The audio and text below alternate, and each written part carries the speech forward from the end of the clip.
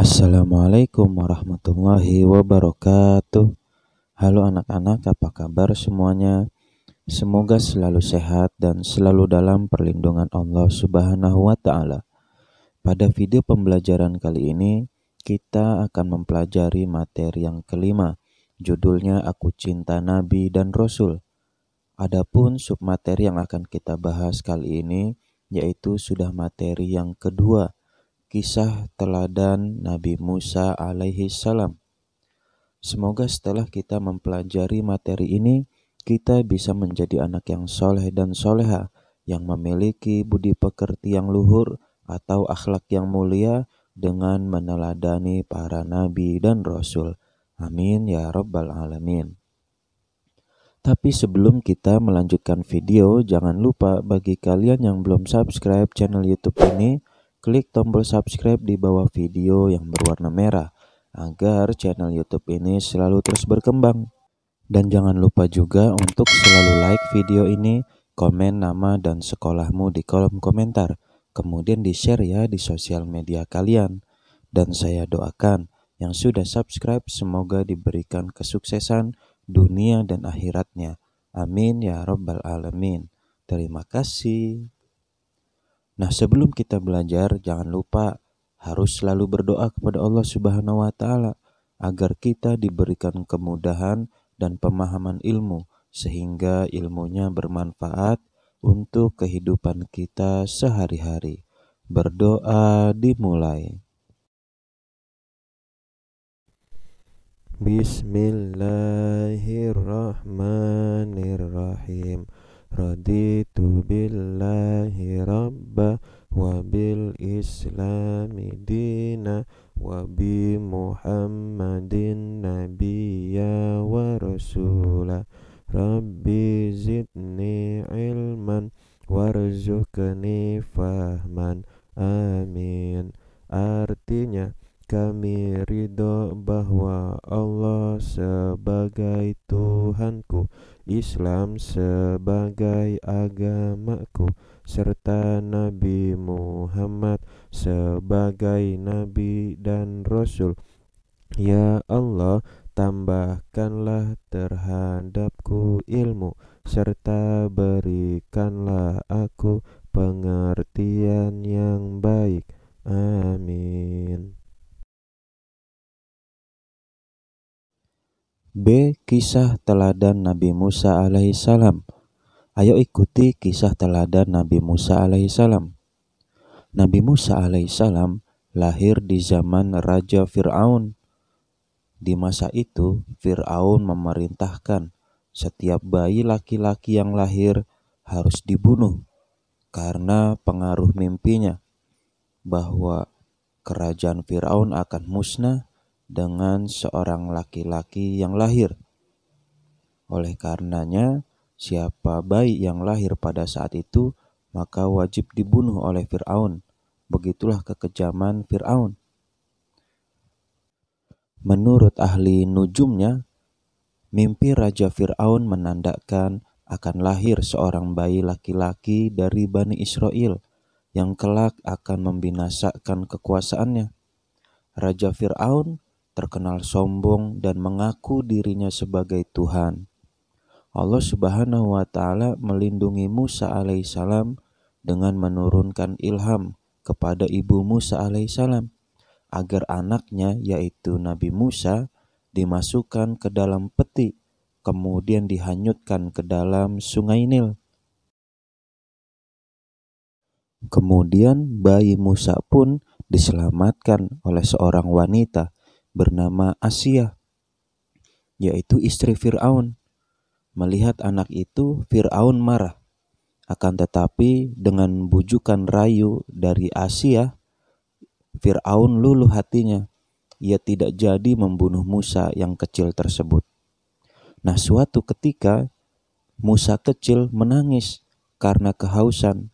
Maka Asia memerintahkan pengawalnya untuk mencari ibu yang dapat menyusui bayi itu. Maka berdatanganlah wanita-wanita yang ingin menyusui bayi Musa alaihissalam. Namun setiap kali ada wanita yang hendak memberinya susu, bayi Musa alaihissalam yang kecil itu tidak mau, ia malah tetap menangis. Maka hingga akhirnya datanglah seorang wanita bernama Yukabat. Wanita ini menggendong dan menyusuinya. Seketika itu juga Musa kecil terdiam dan berhenti menangis sampai tertidur nyenyak. Mereka tidak mengetahui ternyata Yukabat adalah ibu kandung Nabi Musa sendiri. Nah, selanjutnya Asyah meminta agar Yukabat tinggal di lingkungan istana untuk mengasuh Musa kecil. Yukabat pun akhirnya bersedia dan dengan senang hati mengasuh anaknya sendiri di lingkungan istana Fir'aun.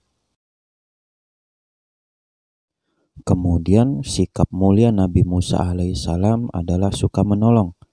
Maka pelajaran selanjutnya adalah yang pertama, Nabi Musa alaihissalam suka menolong. Suatu ketika seorang laki-laki bergegas datang kepada Musa alaihissalam dan berkata, "Hai Musa, sesungguhnya pembesar sedang berunding untuk membunuhmu. Maka keluarlah dari kota ini, itulah nasihatku kepadamu." Maka Nabi Musa alaihissalam mengikuti nasihat orang itu. Maka keluarlah ia dengan perasaan khawatir, seraya berdoa kepada Allah Subhanahu wa Ta'ala. Doa Nabi Musa alaihissalam yang berbunyi, "Ya Tuhanku, yang Maha Kuasa, yang Maha Pengasih, lagi Maha Penyayang, bebaskanlah aku dari cengkraman kaum Fir'aun yang aniaya." Sesampainya di negeri Madian, ia menjumpai sekumpulan orang yang sedang memberi minum kepada ternak mereka. Di antara mereka ada 2 orang gadis yang sedang menambatkan ternaknya. Nabi Musa alaihissalam menyapa, "Mengapa tidak ikut bersama mereka mengambil air?" Kedua gadis itu pun menjawab, "Kami tidak dapat mengambil air, kecuali sesudah orang-orang itu telah selesai mengambilnya. Dan karena kami juga tidak kuat berebut atau berdesak-desakan dengan orang banyak itu. Bapak kami sudah tua, karena itu pula tidak sanggup datang kemari untuk mengambil air." Maka seketika itu juga Nabi Musa alaihissalam menolong kedua gadis itu untuk memberikan minum kepada ternak mereka. Setelah menolong, Musa alaihissalam berteduh di bawah pohon seraya berdoa, "Ya Tuhanku, sesungguhnya aku membutuhkan kebaikan yang Engkau turunkan kepadaku." Kemudian gadis yang ditolong Musa alaihissalam pun pulang ke rumahnya dan menceritakan kepada ayahnya bahwa telah ditolong seseorang yang berhati mulia. Salah seorang dari gadis itu berkata, "Wahai ayahku, ambillah ia, Musa, sebagai orang yang bekerja kepada kita. Kelihatannya ia orang yang kuat dan dapat dipercaya." Maka si ayah mengabulkan permintaan putrinya. Ternyata ayah kedua wanita itu tidak lain adalah Nabi Syuaib alaihissalam. Disinilah perjumpaan antara Nabi Syuaib alaihissalam dengan Nabi Musa alaihissalam. Maka pada akhirnya Nabi Syuaib alaihissalam menikahkan salah satu putrinya dengan Nabi Musa alaihissalam. 2. Nabi Musa alaihissalam menghadapi Fir'aun. Nabi Musa alaihissalam telah diberi Tuhan mukjizat, yaitu tongkatnya yang dapat dijadikan ular. Tangan Nabi Musa alaihissalam dapat mengeluarkan cahaya dan menjadi pelindung baginya dari ketakutan. Kedua mukjizat inilah yang dijadikan Musa alaihissalam untuk melawan Fir'aun bersama tukang sihirnya. Kedatangan Nabi Musa alaihissalam di Mesir membuat Fir'aun marah dan menuduhnya Musa alaihissalam sebagai tukang sihir yang hendak mengusir Fir'aun dari negara itu. Musa alaihissalam telah mengingatkan Fir'aun, "Janganlah kamu membuat dusta, nanti kamu dibinasakan dan mendapat siksa dari Allah Subhanahu wa Ta'ala." Fir'aun dan tukang sihirnya tetap saja melawan dan menantang. Akhirnya Nabi Musa alaihissalam meladeninya dan berkata, "Kalau begitu, kumpulkanlah semua tukang sihirmu datanglah beramai-ramai, kita berjumpa di suatu tempat. Maka di hari perjumpaan itu, tukang sihir Fir'aun berkata, "Wahai Musa, lemparkanlah tongkatmu lebih dahulu, atau kami yang akan memulainya lebih dahulu." Sahut Musa alaihissalam, "Kamu lebih dahulu." Lalu tukang sihir Fir'aun melemparkan tali-tali dan tongkat-tongkatnya, yang kemudian berubah menjadi ular, menjalar mengelilingi Nabi Musa alaihissalam. Maka di saat demikian Allah Subhanahu wa taala berfirman, "Wa alqi ma fi yaminika talqaf ma sona'u, innama sona'u kaidu sahir, wala yuflihu sahiru haitsu ata."